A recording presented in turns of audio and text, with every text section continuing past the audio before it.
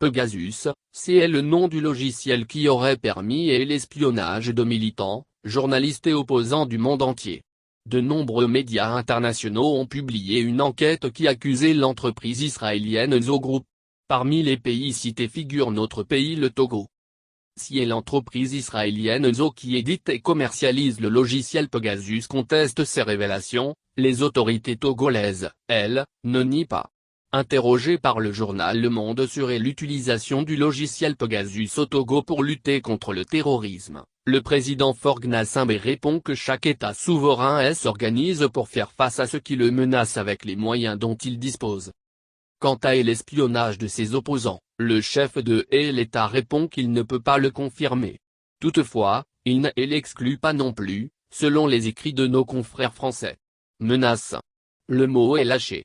Pas par n'importe qui, mais par le chef de l'État togolais lui-même, comme pour couper court à cette polémique populiste et opportuniste qui accourt dans notre pays et ramener tout le monde sur terre.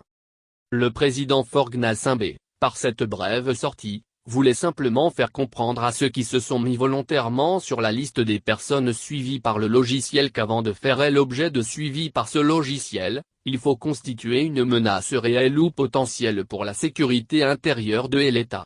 Ce qui veut dire que les services de contre-espionnage togolais ne peuvent pas payer le luxe de faire dépenser des millions de nos francs pour surveiller ceux qui ne représentent aucune menace pour la sécurité intérieure de l'État togolais.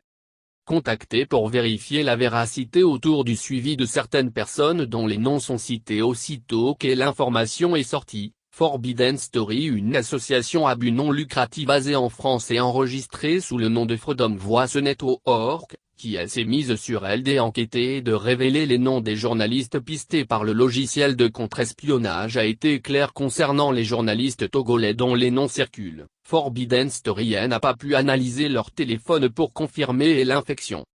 Alors si ceux qui ont les moyens de révéler que X ou Y est pisté par le logiciel déclarent que les téléphones de ceux qui sont cités au Togo ne sont pas analysés pour confirmer l'infection, par quelle alchimie ces noms sont révélés alors?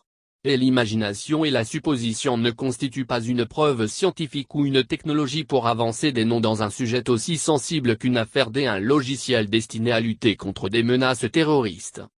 Visiblement, dans cette affaire, certains veulent se mettre dans un manteau plus lourd à porter que leur simple habit professionnel. Quoi qu'il en soit, le chef de l'État Faure Gnassingbé a recadré le débat. Chaque État souverain s'organise pour faire face à ce qui le menace avec les moyens dont il dispose.